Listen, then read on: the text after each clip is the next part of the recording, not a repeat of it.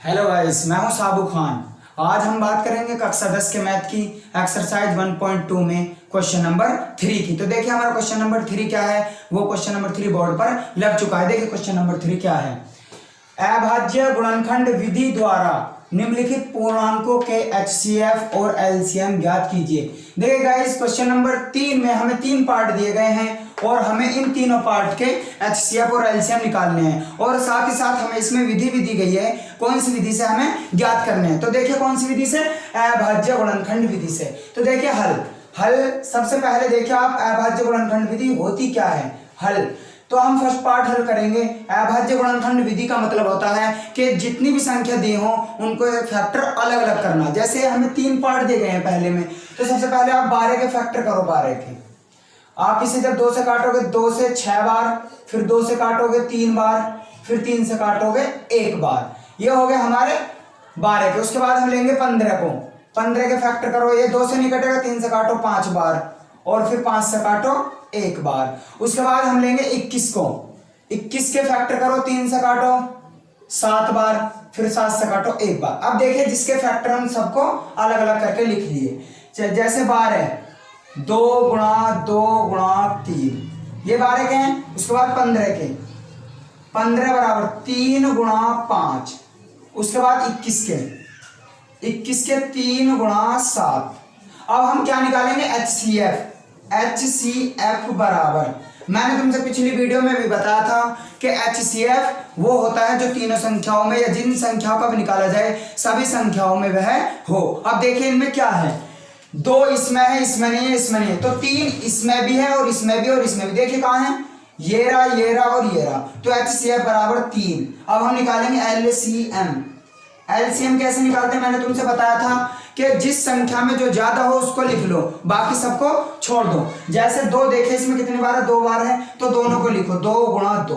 अब 3 देखे, इसमें भी 1 है, इसमें भी 1 है, इसमें भी 1 है, तो 1 3 ले लो। उसके बाद 5 इसमें ही है तो इसे ही ले लो। उसके बाद 7 बचा, 7 ये रहा। अब हम इन सबकी गुणा कर देंगे, क्या आ जाएगा हमारा LCM। अब देखिए 2 दूनी 4, 4 तिया 12, 12 पंजे 60, 60 सत्ते, देखो इधर कर लेते हैं 60 सत्ते, 7 छिंग 42, 420। ये आगा हमारा क्या, LCM।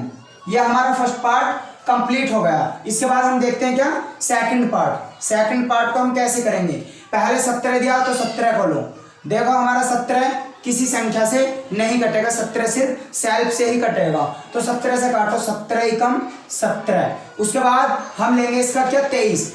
23 भी देखिए किसी भी संख्या से नहीं कटेगा, तो 23 भी 23 ही कटेगा, तो 23 एकम 23। उसके बाद हम क्या लेंगे, 29। अब 29 को देखिए आप, 29 को 29 ही काटेंगे, 29 एकम 29। देखिए तीनों संख्याएं ऐसी थी जो सिर्फ किससे कटी, अपने आप से। तो अब देखिए इनके फैक्टर 17 बराबर 17 के फैक्टर हो जाएंगे 17 गुणा 1 कर लें तो ये कोई फर्क पड़ने वाली बात नहीं है, क्योंकि 1 की गुणा किसी भी संख्या में करो उतना ही रहता है। तो हमने यहाँ 1 की गुणा कर ली। उसके बाद 23, तो 23 गुणा में 1, इसमें भी 1 की गुणा कर ली। उसके बाद 29, तो 29 बराबर 29 गुणा में 1। अब देखिए इसका HCF, देखिए इसमें किसी का भी जोड़ा नहीं बन रहा, सिर्फ हमारा एक ऐसा एक है जो तीनों में है, या एक तो हमेशा जिस संख्या का जोड़ा ना बने तो उसका HCF 1 ही होता है। अब देखिए HCF बराबर 1 आगा। उसके बाद LCM देखो 17 लेंगे एक बार 23 लेंगे, एक बार 29 लेंगे। देखिए हम इनके गुणा कर लेते हैं, पहले 17 की 23 में यहाँ कर लेते हैं हम, 23 में 17 की, 17 तिया 51 को 1 कहाँ से लगे 5, 17 दूनी 34 और 5, 34 और 5 कितना होते हैं हमारे 39, 351 आ रहा। अब हम उसकी गुणा करेंगे किसमें, 29 में। देखिए 29 में कर लेते हैं, 9 एकम 9, 9 में 81 को 1 कहाँ से लगे, कितने हमारे 8, 9 तिया 27 और 8 35, 27 और 8 35 गुणा 2 एकम 2, 2 में 18 को 8 कहाँ से लगा 1 और 2 तिया 6 1 7। अब इन सबको हम जोड़ देते हैं, 9 2 और 1 3, 8 और 5 13 और 3 कहाँ से लगा 1 4 और 7 11, कितना आगा 11,339। ये हमारा आगा कितना, 11,339। ये हमारा देखिए कौन सा पार्ट कंप्लीट होगा, ये पार्ट नंबर हमारा सेकंड कंप्लीट होगा। अब हम देखेंगे इसका पार्ट नंबर थर्ड। क्या है पार्ट नंबर थर्ड? मैंने बताया सबसे पहले 8 को लो, ये ले लिया, 2 से काटा, 2 चौक 8, उसके बाद फिर 2 से काटेंगे, 2 एकम 2 दूनी 4, फिर 2 एकम 2, उसके बाद हम 9 को लेंगे, 9 2 से नहीं कटेगा तो इसे काटेंगे 3 से, 3 तिया 9 और 3 एकम 3, उसके बाद हम लेंगे किसको, 25 को, 25 देखिए किसी से नहीं कटेगा, डायरेक्ट 5 से, तो 5 पंजे 25 और 5 एकम 5। अब देखिए जिसके जो फैक्टर में लिख लो, 8 बराबर 2 गुणा 2 गुणा 2, 9 के हो गए हमारे 3 गुणा 3, और 25 के हो गए हमारे कितने, 5 गुणा 5। ये हमने सारे फैक्टर लिख लिए इसमें। अब ध्यान से आप देखिए HCF निकालेंगे सबसे पहले। क्या HCF? अब HCF जब हमने निकाला तो ध्यान से देखिए, क्या इसमें किसी भी संख्या का जोड़ा नहीं बन रहा है, तो सभी संख्याओं में 1 तो होगा, क्योंकि 1 की गुणा करने से कोई फर्क नहीं पड़ता, तो HCF बराबर 1। अब LCM बराबर, LCM वो होता है, मैंने तुमसे बताया था कि जो संख्या जिसमें ज्यादा बार दिया उन सबको लिख लो। 2 देखो सिर्फ इसमें है, और वो भी कितनी बार, 3 बार, तो 2 गुणा 2 गुणा 2। अब 3 देखिए इसी में है और 2 बार है, तो लिख लो 3 गुणा 3। अब 5 इसमें है तो इसको भी लिख लो 5 गुणा 5। अब इन सबके हम क्या करेंगे, इन सबकी गुणा कर देंगे। देखिए 2 दूनी 4, 4 दूनी 8, 8 तिया 24, 24 तिया कितना होते हैं, 72, ये होगा 24 तिया 72। उसके बाद 72 की गुणा हम किस में करेंगे, 5 में, 72 की गुणा 5 में कर लो, 5 दूनी 10 की 0 हासिल लगा 1, 5 सत्ते 35 और 1 36, कितना आगा हमारा 360। जब हमारा 360 आगा, अब 360 गुणा करेंगे हम किसमें, 5 में, तो 360 गुणा कर लो 5 में। देखो 5 0, 5 6 30 की 0 हासिल लगे कितने, 3, 5 तिया 15 और 3 18, कितना आगा हमारा पूरा 1800। तो हमारे इसका एलसीएम कितना आगा 1800। तो अब हमें देखिए इस क्वेश्चन में हमें सिर्फ एलसीएम और एचसीएफ निकालना था, जो कि हमने तीनों पार्टों का एलसीएम और एचसीएफ निकाल दिया है। अब आप क्वेश्चन नंबर 4 देखिए। इस वीडियो में क्वेश्चन नंबर 4 को हम किस तरीके से हल करेंगे। क्वेश्चन नंबर 4 हमारा बोर्ड पर लग चुका है। देखिए क्वेश्चन नंबर 4 हमारा क्या है, देखिए ध्यान से। HCF इतना और इतने का जो दिया है हमें 9 दिया है, एलसीएम निकालना हमें 306 और 657 का हमें एलसीएम ज्ञात करना। ध्यान से देखिए, दो संख्या है 306 और 657, उसका हमें HCF जो दिया है वो 9 दिया है, और हमें 306 और 657 का क्या निकालना है, एलसीएम निकालना है। तो देखिए हमें इसका फॉर्मूला क्या होता है, हल। इसका फॉर्मूला ये होता है, ध्यान से देखना तुम, हल HCF गुणा में LCM बराबर पहली संख्या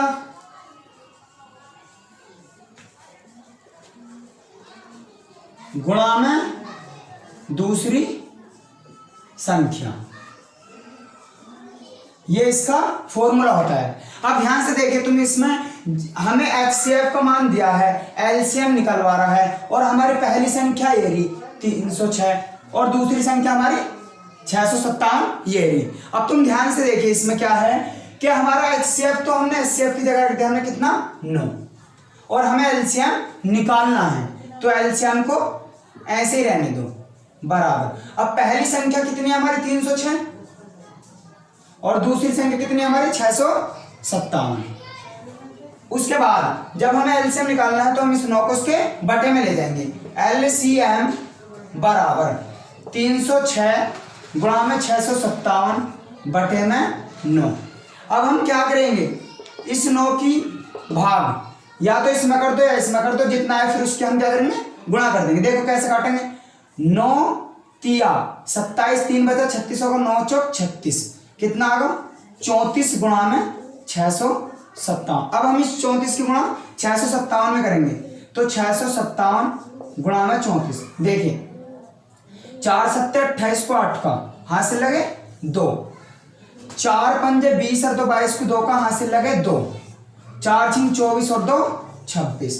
उसके बाद हम 3 की 3 सत्ते 21 को 1 का हासिल लगे 2, 3 पंजे 15 और 2 17 को 7 का हासिल लगा 1, 3 छिंग 18 और 1 19।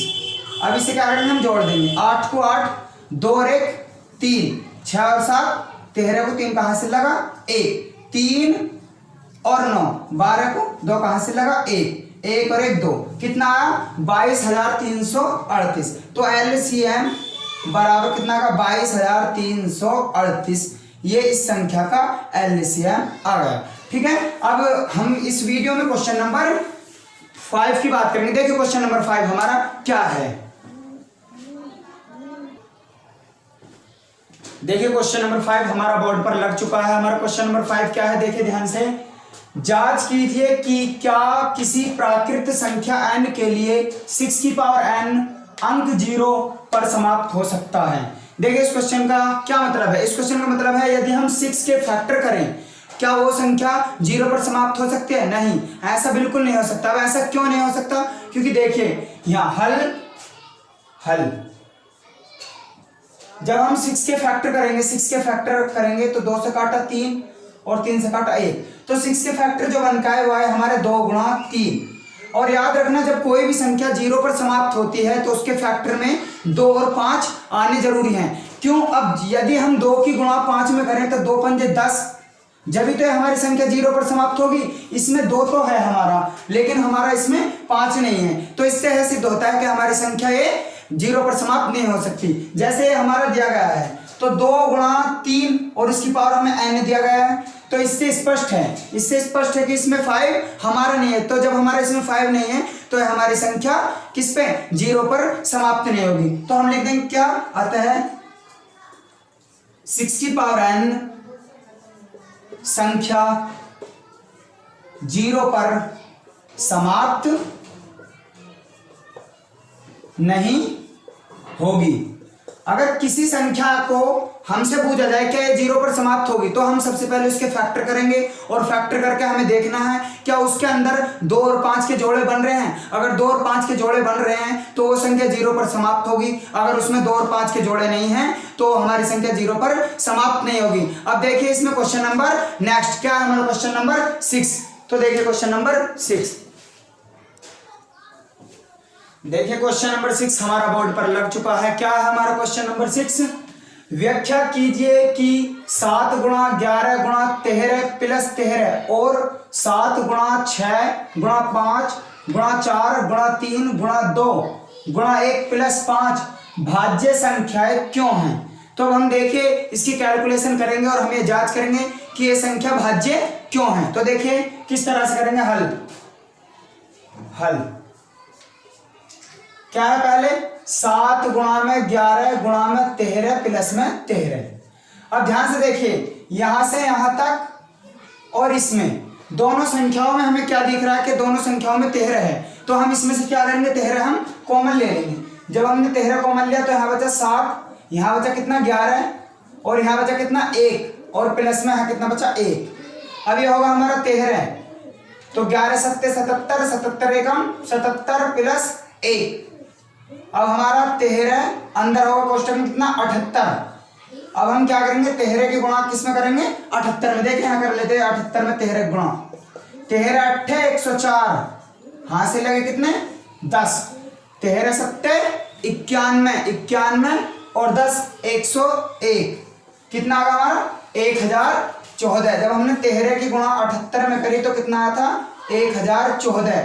जब हमारा 1014 आया तो 1014 हमारी कैसी संख्या है, भाज्य संख्या है। तो 1014 हमारी कैसी संख्या है, भाज्य संख्या है। अब इसके बाद देखिए ये क्या है 7 गुणा में 6 गुणा में 5 गुणा में 4 गुणा में 3 गुणा में 2 गुणा में 1 प्लस में 5। अब हमें इसमें भी देखना है कि यहां से यहां तक और इसमें क्या कॉमन है 5, तो हम इन दोनों से क्या करेंगे 5 कॉमन ले लेंगे। यहाँ से हमने ले लिया 5, यहाँ बचा कितना 7 गुणा में 6 गुणा में 5 हमारा बाहर चला गया, तो 4 गुणा में 3 गुणा में 2 गुणा में 1 और प्लस में यहाँ से 5 था बाहर चला गया, कितना बचा 1। अब हम क्या करेंगे 7 6 42, 42 की गुणा किस में करेंगे फिर 4 में। देखिए 42 गुणा 4 में 4 दूनी 8 4 चौक 16। अब हम इसकी गुणा किसमें 168 आ गए, 168 गुणा करेंगे 3 में। तो देखें 3 8 24 को 4 कहां से लगे 2, 3 6 18 और 2 20 को 0 हाथ से लगे 2, 3 एकम 3 और 2 5, कितना आएगा हमारा 504। अब 504 के गुणा किसमें करेंगे हम 2 में, तो 2 में जब हम गुणा करेंगे 2 चौक 8, 2 0, 2 पंजे 10, कितना आएगा 1008। अब 1008 की जब हम 1 में करेंगे तो ये इतना ही रहेगा 1008। तो अंदर कितना आया हमारा गुणा करने के बाद 1008 प्लस में 1, ठीक है। अब हमारे अंदर कितना हो जाएगा ब्रैकेट में 1009, ये होगा हमारे 1009। अब 1009 की गुणा हम किस में करेंगे 5 में, तो अब हम देखिए 1009 की गुणा कर लेते हैं 5 में। 1009 की गुणा जब हम 5 में करेंगे देखिए कितना आएगा 1009 की गुणा 5 में, 5 निम 45 को 5 कहां से लगे 4, 5 0, 4 को 4 और 5 0 और 5 एकम 5, कितना आगा 5045। ये आगा हमारा 5045, जो एक कैसी संख्या है भाज्य संख्या है, ये भाज्य संख्या है। हमें क्वेश्चन में यही चेक करना था कि भाज्य संख्या क्यों है, और हमने तुम्हारे आगे सॉल्यूशन करा, इसलिए भाज्य संख्या है। अब हमारा क्वेश्चन नंबर देखिए नेक्स्ट, क्वेश्चन नंबर 7 क्या है हमारा क्वेश्चन नंबर 7। देखिए क्वेश्चन नंबर 7 क्या है। क्वेश्चन नंबर 7 काफी लॉन्ग है, आप इस क्वेश्चन को अपनी बुक से देख लेना, इसका सिर्फ मैं डायरेक्ट बोर्ड पे सॉल्यूशन कर देता हूं। देखिए क्वेश्चन नंबर 7 क्या है हमारा। किसी खेल के मैदान के चारों ओर एक वृत्ताकार पथ है, इस मैदान का एक चक्कर लगाने में सोनिया को 18 मिनट लगते हैं, जबकि इसी मैदान का एक चक्कर लगाने में रवि को 12 मिनट लगते हैं। मान लीजिए वे दोनों एक ही स्थान और एक ही समय पर चलना प्रारंभ करके एक ही दिशा में चलते हैं, कितने समय बाद वे पुनः प्रारंभिक स्थान पर मिलेंगे। देखिए कोई खेल का मैदान है और उसके चारों ओर एक वृत्ताकार पथ है, और उसमें एक लड़की है सोनिया जो उसको चक्कर लगा रही है, उसे कितना टाइम लग रहा है 18 मिनट, और एक लड़का है रवि जिसको उसका चक्कर लगाने में 12 मिनट। तो ये कह रहा है एक ही स्थान पे चलना शुरू करते हैं एक ही दिशा में, तो हमें बताने के ये प्रारंभिक यानी पहले वाली जगह कितनी मिनट के बाद मिलेंगे। तो देखिए हम इसका हल किस तरीके से करेंगे। हल देखिए सोनिया को एक चक्कर लगाने में लगा समय कितना है 18 मिनट। उसके बाद रवि है, रवि को एक चक्कर लगाने में समय बराबर कितना है 12 मिनट। देखिए जब वे एक साथ चक्कर लगा रहे हैं और एक ही स्थान से एक ही दिशा में चलना शुरू करते हैं, तो हम क्या करेंगे इसका सबसे पहले हम इसका एलसीएम निकाल लेंगे। अब एलसीएम किस तरीके से, पहले हम 18 के फैक्टर करेंगे। 18 करो, 18 के फैक्टर, 2 से काटा 9, फिर किससे काटा हमने 2 से काटने के बाद 3 से काटा 3, और फिर हमने 3 से काटा 1। उसके बाद हम करेंगे 12 के फैक्टर। 12 के फैक्टर करें तो 2 से काटा 6, फिर 2 से काटा 3, फिर 3 से काटा 1। अब 18 के फैक्टर जो हमारे 18 के फैक्टर कितने 2 गुणा 3 गुणा 3, और हमारे 12 के जो हैं कितने हैं 2 गुणा 2 गुणा में 3। अब एलसीएम निकाल लो इसका। एलसीएम जब हमने निकाला देखिए 2 इसमें ज्यादा है इसमें कम है, तो हम इन दोनों को ले लेंगे 2 गुणा 2। उसके बाद 3 इसमें कम है इसमें है, तो अब इन दोनों को ले लेंगे हम 3 गुणा 3। अब इनके हम आपस में क्या करते हैं गुणा, 2 दूनी 4, 4 के 12, 12 के 36 मिनट। 36 मिनट। अब देखिए जब वे एक ही दिशा में चल रहे हैं तो वे प्रारंभिक स्थान पर 36 मिनट बाद मिलेंगे। अब हम देखिए इस क्वेश्चन का आंसर जो है कितना है 36 मिनट। जब उन्होंने एक ही दिशा में चलना प्रारंभ किया तो रवि के जो है रवि क्योंकि ये 12 मिनट में मार रहा है, जब ये 12 मिनट में यहाँ से 3 चक्कर मार देगा 12 से 36 मिनट, और ये सोनिया जो है 18 मिनट में मार रही है, तो ये 2 चक्कर पूरे हो जाएंगे और वे प्रारंभिक स्थान पर मिल जाएंगे। अगर दोस्तों कहीं क्वेश्चन में किसी भी क्वेश्चन में अगर तुम्हें डाउट लगा हो तो मुझे कमेंट बॉक्स में बताएं। अगर वीडियो पसंद आए हो तो लाइक कमेंट शेयर करना ना भूलें।